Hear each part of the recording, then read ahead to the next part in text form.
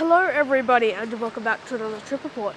Today I'm here at the very rainy and cold Melbourne Tullamarine International Airport, and today I'm going to be flying Batik Air Malaysia on board a Boeing 737 MAX from here in Melbourne up to Bali or Denpasar in Indonesia.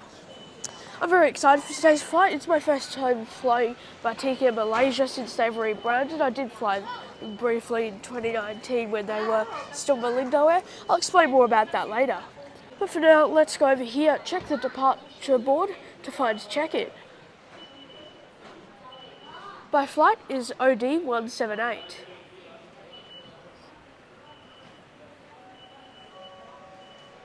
According to the departure board, just here at check-in section B should be our check-in. Here we go. The Batik Air check-in section. I'll explain more later, but there's Batik Air Indonesia and Batik Air Malaysia both operate from here in Melbourne. So I'm not sure if this check-in section is used for the Indonesian Batik Air as well, but it's definitely for our flight, which is just up there. Our flight also does continue on to Kuala Lumpur, which is why it's Batik Air Malaysia. So let's go over here and check in this very big line. As you can see there, even on the check-in desks and on their website, it does say previously operated as Malindo Air, because it can get a bit confusing because the sort of rebranding was only started officially about a year ago, so they're still kind of finalising it all. Alright, so it's now about 40 minutes since I started lining up. I got to the desk about 30 minutes afterwards. There were a few little issues during check-in that we had to deal with, which is why it took a little bit, and the line was somewhat slow, but we were also there at peak time. So I'm now checked in with my boarding pass, which looks quite nice actually. And now let's go through security.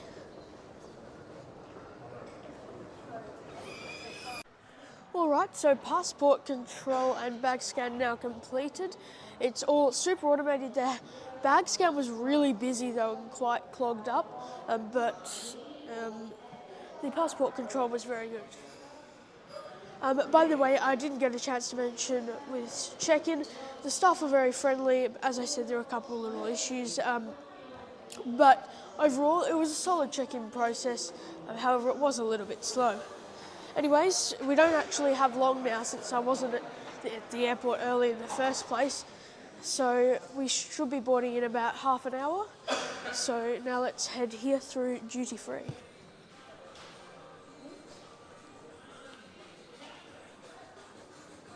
There's a lot of duty free here at Melbourne. Pretty much anything you can think of, and there's lots of designer brands which you walk past on the way to the gates further up.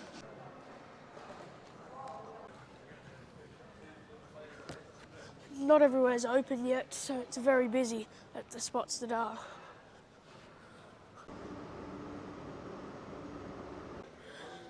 I'm gonna get a coffee in a minute, but otherwise it's time to go over to gate 20, which is the last gate here in the international terminal.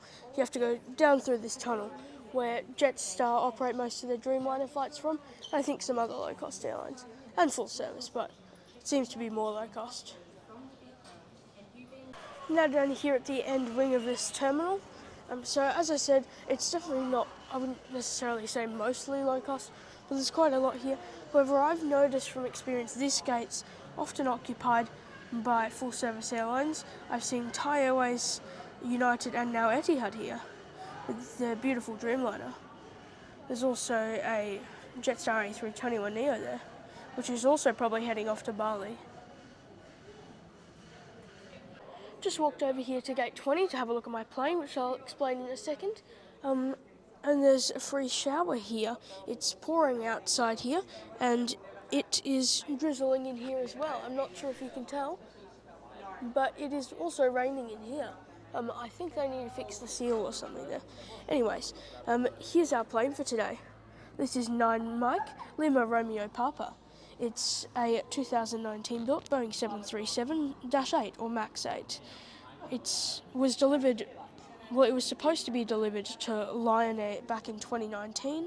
However, due to the incident and the groundings and all of that, they didn't take up the order. So Malindo Air, well, then Malindo Air, is and still is part of the Lion Air group. So they changed their name in 2022. They had announced plans to earlier, but they changed their name officially in 2022 to Batik Air Malaysia to fit in more with the full-service brand from Indonesia, which is just Batik Air. I would argue that Batik Air Malaysia is less full-service than Batik Air Indonesia, but I guess we'll see. So anyways, this aircraft, after originally being made for Lion Air and fitted with the Lion Air cabin and all that, made its way over to Batik Air Malaysia here in October, I believe, of 2022, so not very long ago. It still features the Lion Air cabin, along with another 14 of Batik Air Malaysia's 737 Maxes, since they haven't been bothered to clearly paint or refurbish them with the Batik Air Malaysia colours and cabin. I have had a look online, and the actual Batik Air cabin looks really nice, but it's incredibly unlikely that you'll get it. And on this one, there's no business class. On the proper Batik Air Malaysia planes, there is business class. But yeah, anyways, sorry for that long explanation. But yeah, this will be my ride up to Bali. I must say also just quickly on the livery, as you can see, as I said, it's not painted at all. It looks very boring, and it still has the Lion Air engines and all that. But the actual Batik Air livery, it looks quite nice. Also, one last thing, if you would like to see what Batik Air Indonesia is like, I do have a review on the domestic product from Denpasar to Jakarta, so you can check that out as well.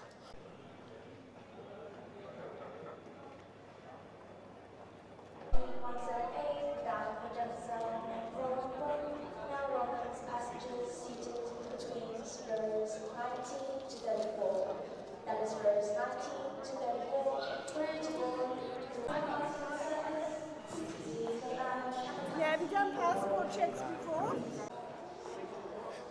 Now time to board.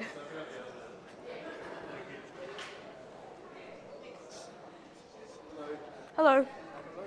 Oops, sorry. Thank you very much. Thank you. Jesse?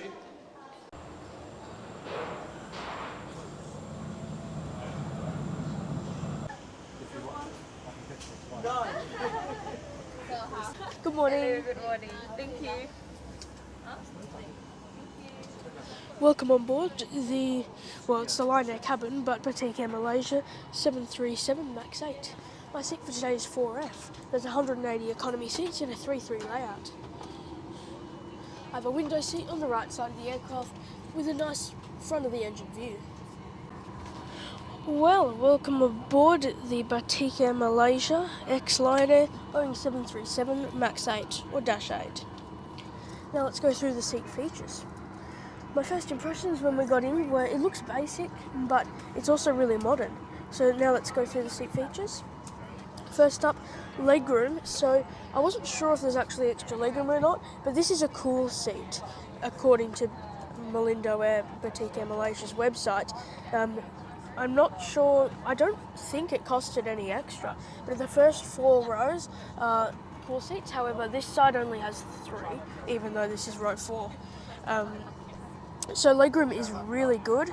This is like 33 inches, probably, at least, or 84 centimetres. Yeah, I think that's probably what it is. So that's very good. So there's heaps of space to stretch out. There was an issue with the middle seat, so there's no one there, so that's good. And here's a tray table, which you can pull down like this.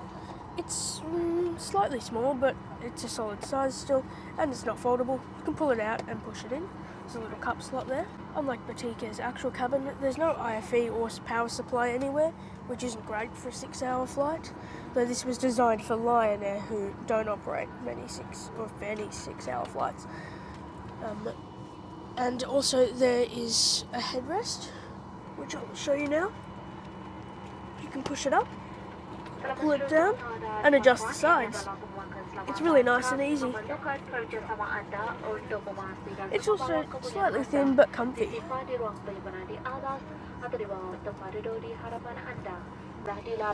Also, I would like to mention that the padding here it's not bad actually. If I was on Lion Air, I would be maybe not very, but I would be pretty happy with this seat. I've also got a review up on Lion Air. Their cabin on the 737-900 is terrible compared to this. But yeah, I also forgot that in the seat back pocket there is a safety information card, Batik Air Malaysia magazine, and an air sickness bag. There's also no entertainment on this aircraft as far as I'm aware, so make sure to bring your own stuff. But to conclude with the seat, I think this might be the issue. I don't know, it's a little bit broken, I don't know what's going on. But to conclude, I really wish that they would equip their other cabin, which I think if you're down the back where there's not extra legroom seats, then there's a little bit more legroom. There's IFE, which is a big plus, and I think there's another cool thing about it or two, along with the cool livery. So overall, I have to say I'm not particularly impressed with the cabin. However, it has slightly exceeded my expectations because I had really low expectations for today's flight. Anyways, as I said, make what you will. If you just want to sleep for the whole flight, then this is actually not bad at all. Cabin crew coming around counting the passengers. Here in row 4F, I just almost got a jump scare from the baggage handler. It's very close to the window, so I'll see if I can show you in a minute.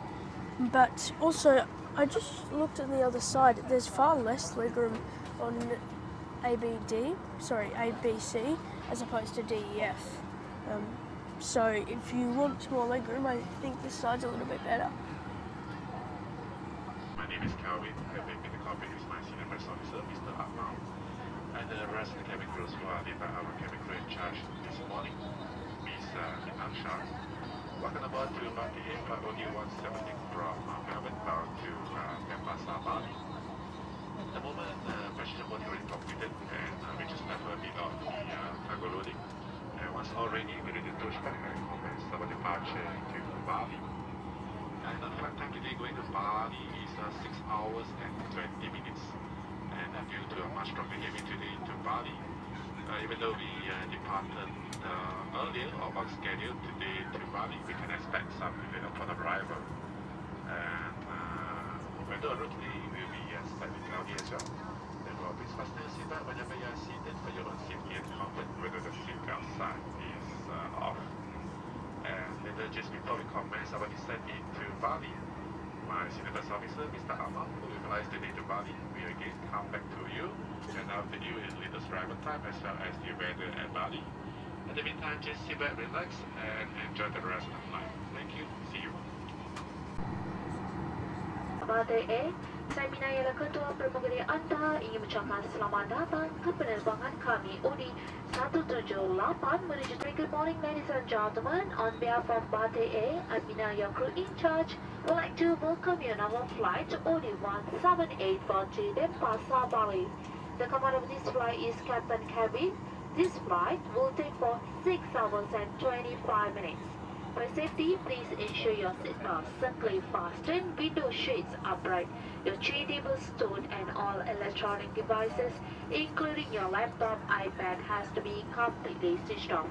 All carry items must be placed in the way compartment or under the seat in front of you. To be careful whenever you open the overhead compartment. This is your seatbelt. To fasten, insert the button into the buckle and tighten the belt by pulling the buckle strap. To unfasten the seat belt, lift the button flap. For economy class, it is placed under your seat. To use it, slip it over your head like this. Wrap the strap around your waist and fasten the buckle.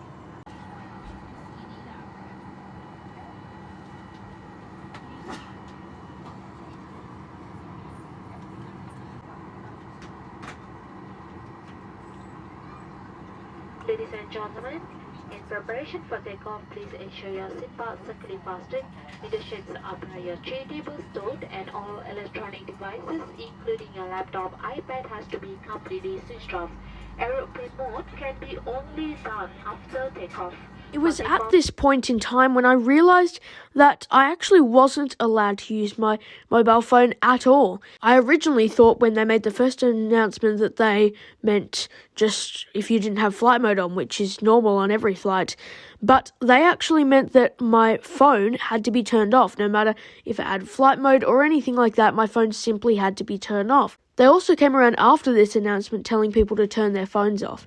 This is something really strange. I've never seen this happen on a plane before, and I've been on over 100 flights in the last few years, and by the way, I'm very grateful to be able to do that, so thank you to my family and all of you guys for making that happen. But I've never seen anything like this happen, so if anyone knows in the comments why this is, please let me know. I believe I asked them why, and they said it has something to do with the plane, but that doesn't make any sense before, because I've flown on the 737 MAX quite a few times now, and it's never been an issue. I wonder if it's potentially something just as an added precaution somehow related to the 737 MAX accident with Lion Air back in 2018. But as I said, let me know in the comment section below if you do know why this is.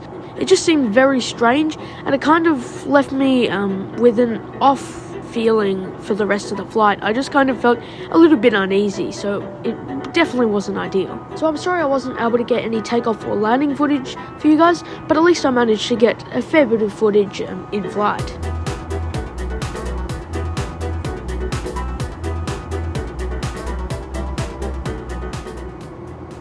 Someone over there now lying down at Pasara.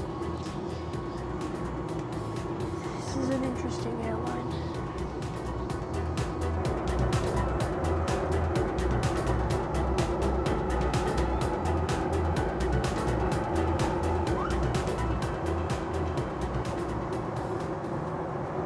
Super thick layer of clouds.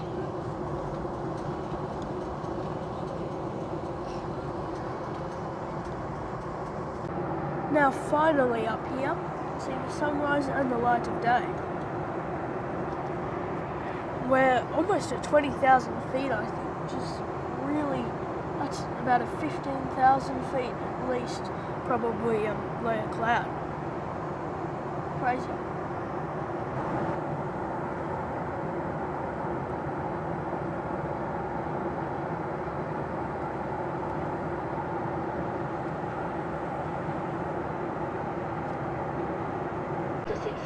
Service and telemetries. You may use your electronic devices and mobile phone that switch to usual flight mode. Meanwhile, if you need any services, please do not hesitate to call any member of the crew. Thank you. Tontonan papan dari syarat pasangkan tali glider bersama jadi dipadamkan untuk keselamatan pastikan tali glider.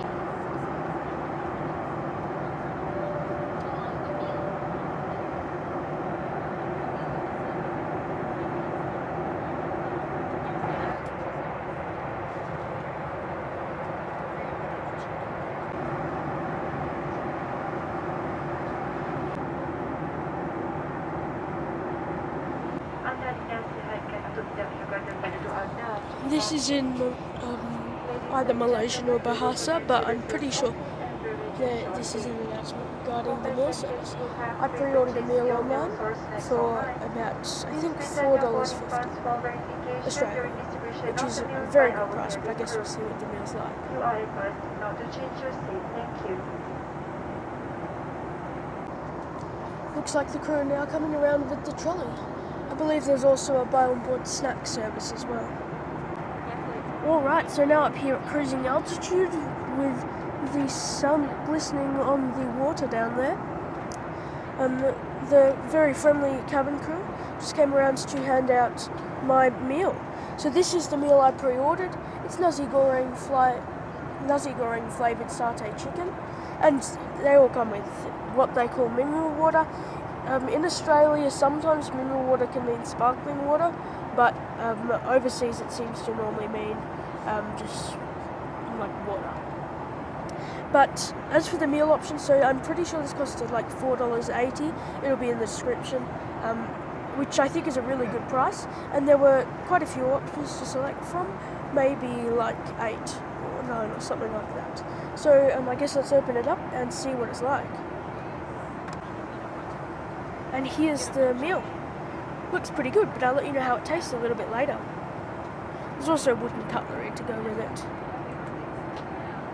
Overall, considering the cost, a very good meal service from Batik Air Malaysia. However, they do kind of say that they're a full service airline. However, I'm not too sure about that, considering you have to pay for meals and stuff. I reckon it's a little bit comparable to the likes of Virgin Australia, where they kind of claim to be a full service airline, but they seem a bit undecided because half of the stuff is free and half of the stuff isn't. So I guess it's kind of like a hybrid full service airline.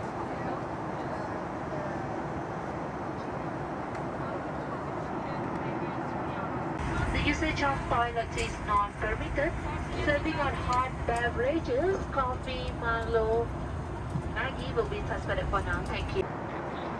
Up here at our cruising altitude, the cabin crew just switched on the seatbelt sign, since we are now experiencing a little bit of turbulence, as it looks like we're in the middle of some cloud.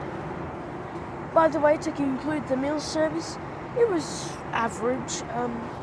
The pricing was very good, and it does the job. It's edible and it fills you up, but it was quite dry, so I wouldn't necessarily say that I particularly enjoyed it, but it did the job, as I said, nonetheless. They also came around with a variety of drink, and I think there was some snack options as well. In fact, let's have a quick look at the magazine, because it may be in there.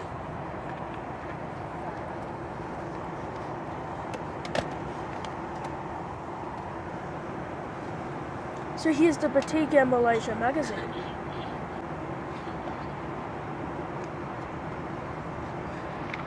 So there's lots of advertisements and stuff in here. Yeah, so this is what, that just went back. This is part of what the cabin is supposed to look like when they've refurbished them all. Hopefully they will, actually. And there's the business class. They've also gotten an A330 recently. Just a little bit of information. The Lion Air group I find to be a little odd. With a lot of airlines, and particularly Batik Air Malaysia, they really like to switch around planes. Like, I'm pretty sure this aircraft came over from Lion Air. They used to be with Thai Lion Air, Batik Air Indonesia, Batik Air Malaysia. They just seemed, the A330s move around all the time. They have some Neos as well. But it seems like they just kind of switch them around. And I'm pretty sure this aircraft operated its inaugural flight with Batik Air Malaysia at the time of recording about a month ago on a domestic Malaysian flight, but I suspect it's probably going to operate flights to Saudi Arabia. But it looks pretty cool, and I do actually hope they get some more of the A330s, maybe add them on some routes like Melbourne to Kuala Lumpur. So I've navigated my way to the back here where there's all the information about the airline. Here is Batik Air Indonesia and Batik Air Malaysia route map.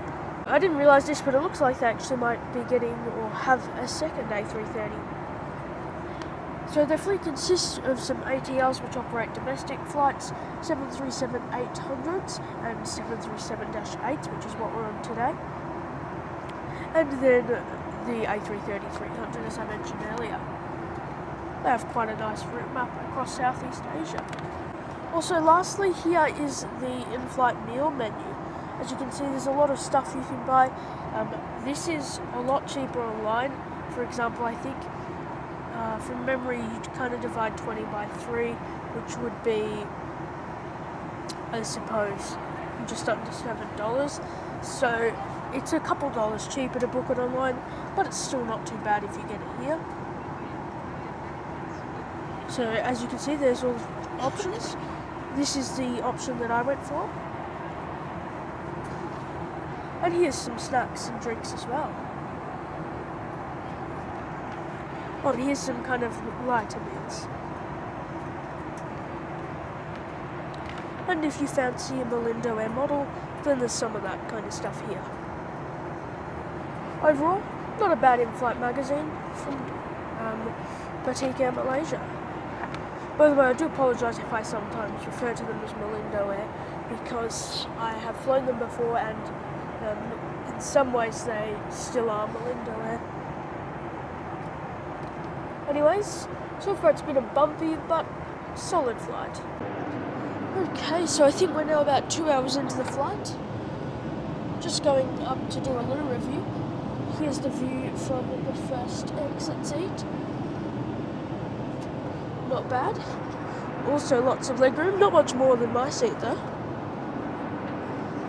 It's actually, the flight's not as full as I thought. Maybe only 60%.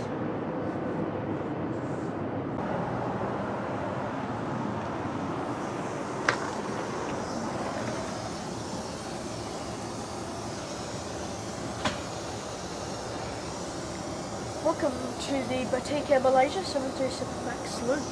Let's do a review. So there's a mirror here and a mirror there. And here's a nice basin. It's a solid size. It also looks pretty clean. There's a baby change table. I guess this is storage for a phone or something. Paper towel, tissue, soap in there obviously. It's just got all the standard stuff. This looks like air freshener, which is being hung to the coat rack, which you can't use then. But yeah, it's a basic, but it's pretty solid loo. And I would say it's a little bit bigger than the 737NG. Anyways, I'll see you back at the seat.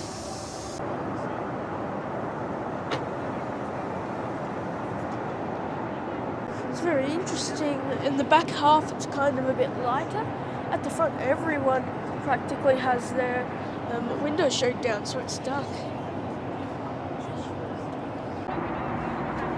Okay, we're now cruising out here over the Australian outback. I think a little over 2 hours out of Bali now. The cabin crew are now coming around to do a second round of buy-on-board service. I think I'm going to get a hot chocolate, or I asked for hot chocolate, but they have Milo, which is basically the same thing. By the way, it's been an on and off bumpy flight, and it's quite boring. Like, for me, no flight is all that boring because I love flying, but as far as flights go, it's been very boring because there's nothing really to do. There's no entertainment, no Wi-Fi, and it's nice looking out over the Australian outback for about half an hour, and then it's just more of the same stuff. Not long later, for 10 ringgits or 4 Australian dollars, sort of after, I think they tagged on an extra 50 cents there, but I guess that makes sense. I got myself a Milo. It's a little cute, I think this is a straw. And I'll let you know how it is a bit later. But the crew are friendly, and it's actually quite warm in the cabin, especially with the sun coming in this window, which I can shut this.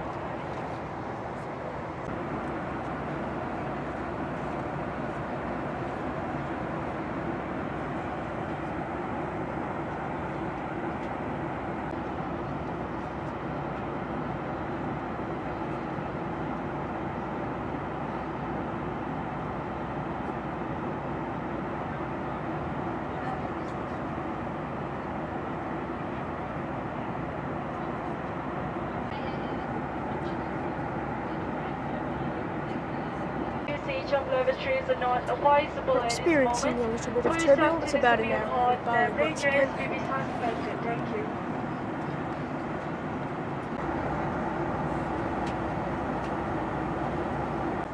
Okay, about 45 minutes out of Bali now. I'm just going to quickly show the recline.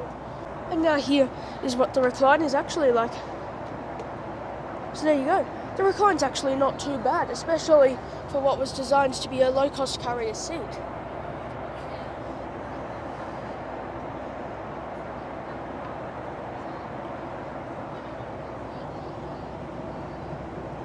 We are now approaching Bali, and the comments already said in about 5 minutes time from now. Weather reported during descent and Bali is fine. It's less temperature around 28 degrees Celsius. We expected to arrive at Ngurah International 11:35 in the morning local time.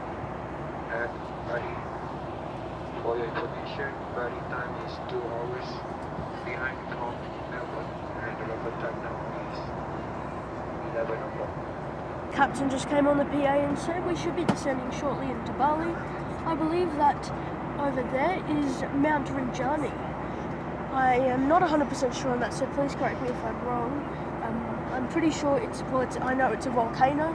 I'm pretty sure it's about 3,700 meters tall, so it's a pretty big volcano. And we'll also probably get some good views of Mount Agung in Bali, which I am sure is there because in like 2018 or something, very unfortunately, it erupted and caused some issues over there. It's so beautiful, the landscape around here. From the seat pocket area in front of you, I appreciate your cooperation if you hand them over to our cabin crew as they walk along the aisle. Thank you. Beberapa lebih untuk mengekalkan kebersihan cabin dan kebersihan para penumpang. Right in the left corner there is Mount Agung, as I mentioned earlier.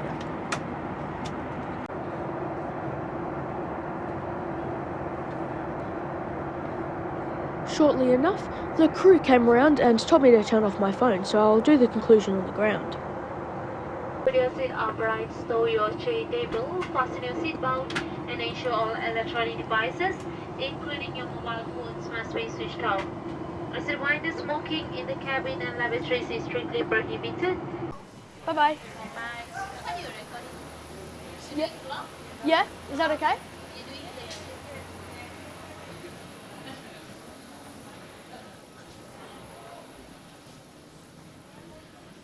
Welcome to Bali.